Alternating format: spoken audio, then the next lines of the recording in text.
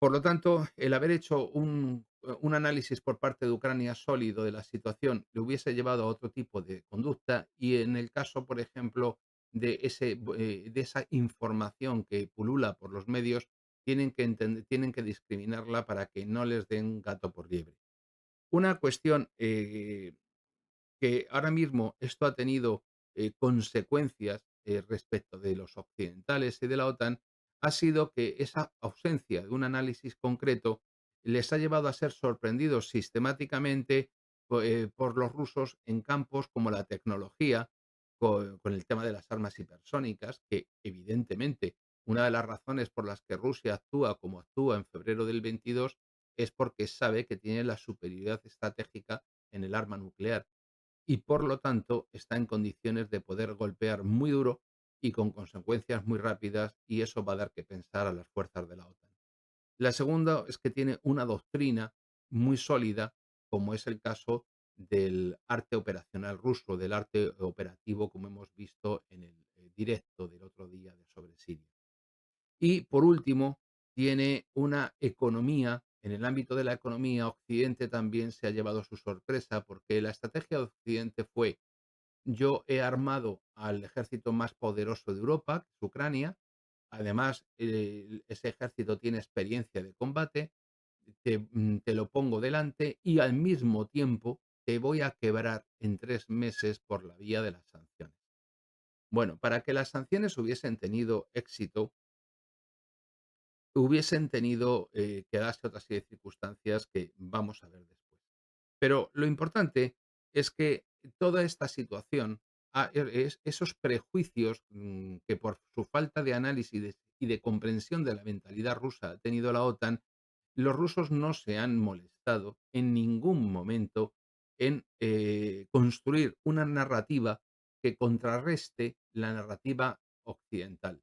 Todo lo contrario, se han dado cuenta que el que se les piense inútiles, incompetentes, corruptos, débiles, desorganizados, carentes de estructura logística, de capacidad de apoyo, les favorecía porque estaban siendo subestimados.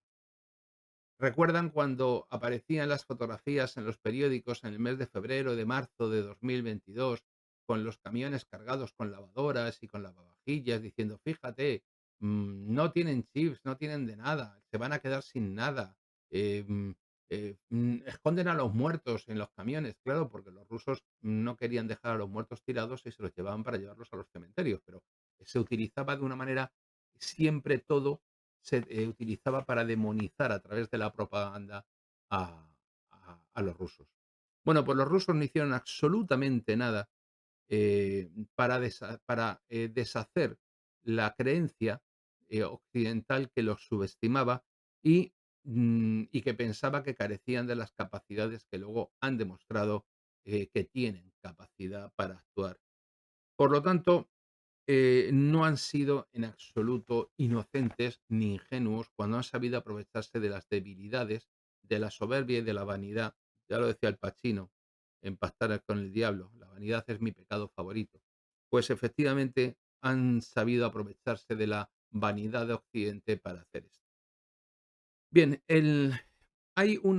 como el pensamiento militar ruso está tradicionalmente vinculado a esa visión holística, visión global de la realidad, pues esto supone que esta visión holística, y por lo tanto el pensamiento militar ruso, implica la integración de un gran número de factores en el desarrollo de una estrategia, lo que se materializa de alguna manera en el concepto que yo ya les he anticipado hace un rato de correlación de fuerzas, al que también se le llama pues, relación de fuerzas entre las partes o equilibrio de fuerzas entre las partes.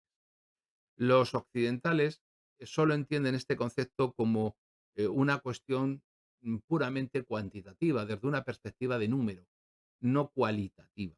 Y a diferencia de lo que me refiero en el ámbito militar, a diferencia de lo que se hace desde el lado ruso. Sin, sin embargo, en el pensamiento soviético, del que en este momento el ruso es heredero, pues tiene una lectura global del conflicto, contempla todos los aspectos del mismo. En el ámbito económico, los criterios para evaluar la correlación de fuerzas, que desde el punto de vista del pensamiento ruso es el siguiente. En el ámbito económico, se tienden a comparar variables y datos que les puedan ofrecer una imagen exacta de su adversario y compararlo con la propia.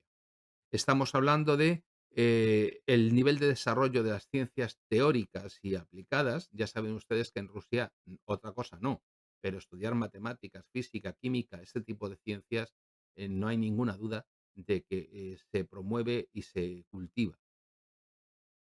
Y luego tenemos, por ejemplo, también los recursos y el grado de calificación de la fuerza laboral, el número de especialistas, el Producto Nacional Bruto per cápita, no se dedican a falsificarlo como hacen en Estados Unidos, la productividad laboral, la dinámica del crecimiento económico, el nivel de producción industrial, particularmente en los sectores, lógicamente, de alta tecnología, y la infraestructura técnica de las herramientas de producción, porque todo esto ofrece una imagen económica, pero no solamente examinan estos temas, también examinan un punto muy vulnerable en Occidente, que es la cuestión financiera y de la deuda. Dado que Occidente vive sometido a la economía financiera y a la deuda, y dado que la economía real está subordinada a la economía financiera, pues los rusos saben perfectamente que ese es uno de los talones de Aquiles, de los puntos débiles de la economía occidental. En el ámbito militar, los factores comparados son, pues primero la cantidad y la calidad del armamento, la potencia de fuego de las Fuerzas Armadas, las cualidades combativas y morales de los soldados, los métodos de pensamiento estratégico, operativo y táctico, el carácter de la doctrina militar que se maneja, el nivel de formación del personal y la organización de las tropas y su experiencia de combate. Si ustedes piensan todas estas cuestiones, verán que esa forma de mirar además hay otro elemento que ayer no comenté, pero que está ahí, que es la percepción de cómo no tienen la percepción estandarizada estadística que tienen de las unidades desde el punto de vista de la OTAN. Y eso, que tienen una visión, si se quiere, más global. Una unidad puede estar completamente desmoralizada aún sin haber tenido bajas y, por ejemplo, ver reducida su fuerza de combate. Y eso es algo muy importante a tener en cuenta. Los rusos son conscientes, por ejemplo, de que cuando evalúan en este momento la fuerza de combate de Ucrania, cuál es su capacidad. En este momento, numéricamente, la fuerza de combate ucraniana es muy elevada. Sin embargo, si vamos valorando los distintos aspectos que yo he enunciado, podrán observar que el valor de este ejército ucraniano no tiene nada que ver con el valor del ejército ucraniano valor combativo me refiero, valor de combate, que de febrero del 22, porque aquel ejército fue completamente destruido. Y evidentemente eso es un dato muy a tener en cuenta. Bien, en la esfera política, los factores que entran en consideración también son varios y muy importantes, porque eso les permite, en un momento determinado, también, unido a los factores económicos y militares, tomar decisiones adaptadas a la realidad. Lo primero es cómo está organizado el Estado, cuál es en qué se fundamenta la autoridad del Estado, la organización del Estado, cuál es el proceso de toma de decisiones políticas dentro del Estado, porque no todos los Estados tienen ni el mismo proceso ni toman decisiones de la misma manera. Y también cuáles son las relaciones entre las distintas instituciones del Estado. Ahora mismo, entre los amigos, porque no somos otra cosa aquí, si estamos en este momento 15 personas que estamos haciendo esto, pues hay algunos que no son españoles, pero hay otros que sí. En este momento uno puede darse una idea, por ejemplo, la extrema debilidad que tiene España, dada la mala relación que existe entre las distintas instituciones del Estado. No hay una institución del Estado que no esté debilitada. Si piensan ustedes en la jefatura del Estado, está debilitada. Si piensan ustedes en la presidencia del gobierno, es muy débil. Si piensan ustedes en el respaldo de la clase política entre el pueblo, ni les cuento. Si piensan ustedes, las relaciones entre el Tribunal Constitucional y el Tribunal Supremo no pueden ser peores. Es decir, por donde ustedes vayan, verán que el Estado español está deshecho por dentro. Es decir, España tiene una limitadísima capacidad para responder ante una tensión externa a ese Estado. Bien, pues la capacidad de tomar decisiones operativas y el grado y carácter del apoyo popular a la política interior y exterior son determinantes.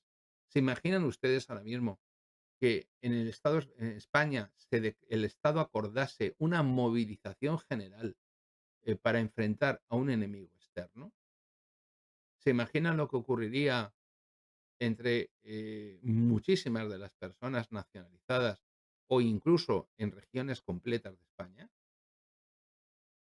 eh, ¿Hasta qué punto podría España resistir? Si alguien hace la evaluación correcta, y por ejemplo Marruecos lo hace, sabe que la situación española es de extrema debilidad y se aprovechan de ello. Y ahí quizás esté la explicación del cambio de política que se ha tenido respecto del Sáhara. Bien, y por último, hay que evaluar otro aspecto del adversario, como es el peso que tiene en la escena internacional. Ahora mismo, la poca resistencia que tiene España en algunos aspectos se debe a su pertenencia a la OTAN y a su pertenencia a la Unión Europea.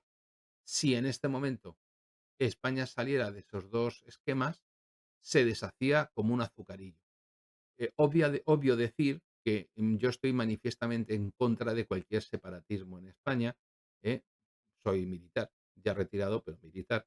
Y por lo tanto pueden suponer y saber cuál es mi opinión sobre la posibilidad de indultar o amnistiar a separatistas, traidores, terroristas o demás.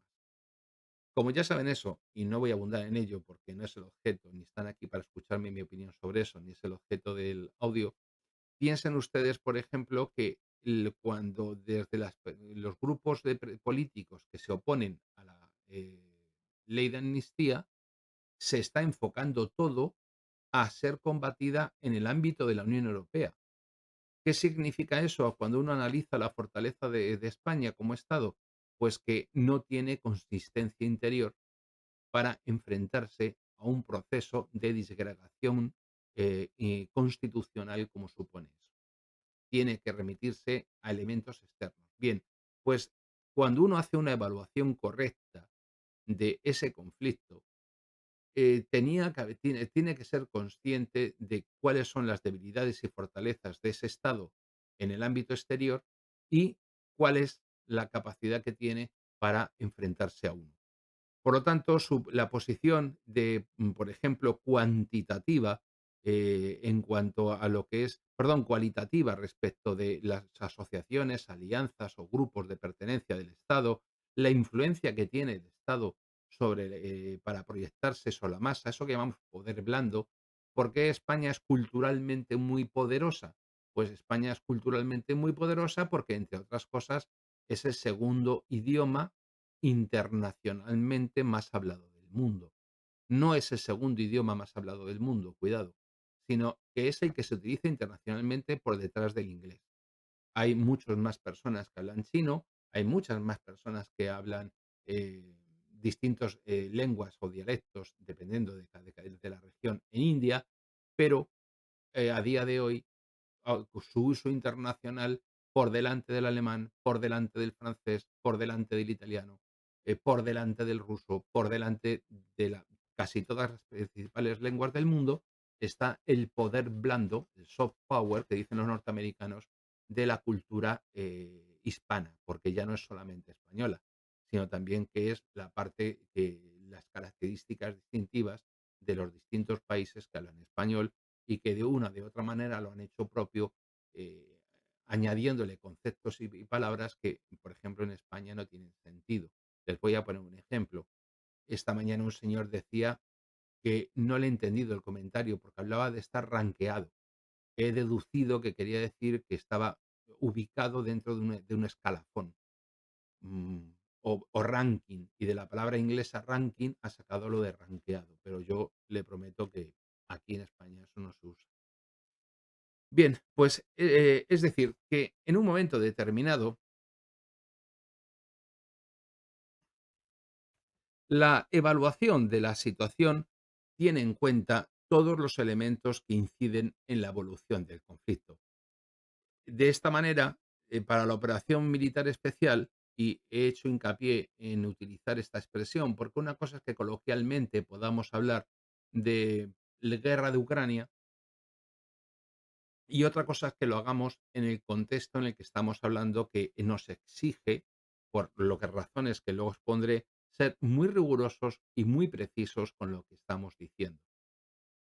Y luego se entenderá por qué incido en lo de operación militar especial y no empleo el término guerra. Eh, los rusos habían planeado apoyar su esfuerzo bélico a través de la economía, sin pasar a un régimen de economía de guerra. Y esa es lo que ha permitido, a diferencia de Ucrania, que una vez iniciado el conflicto y una vez que han tenido que asumir las consecuencias de las decisiones occidentales, pudieran continuar con su vida de Estado sin que eso suponga la quiebra ni del sistema fiscal, ni del sistema administrativo, ni del sistema social. ¿Eh? Y por lo tanto, eso es una cuestión capital que ha marcado la diferencia, porque Ucrania, el Estado ucraniano, directamente se ha desplomado en cuanto el plan occidental no ha salido y está conectado como si fuese un enfermo terminal en la unidad de cuidados intensivos a punto de morir y en estado agónico porque si le desenchufan la máquina que lo alimenta y lo mantiene vivo, fallece. Y si nos damos cuenta, la máquina que lo mantiene vivo son las ayudas que tanto desde Estados Unidos como desde Europa, Estados Unidos más de carácter material militar y Europa más de carácter financiero, se han ido remitiendo a Ucrania. Pero obviamente Ucrania en este momento está en una situación casi de muerte clínica, de muerte cerebral. Si le desenchufamos, lo enterramos mañana.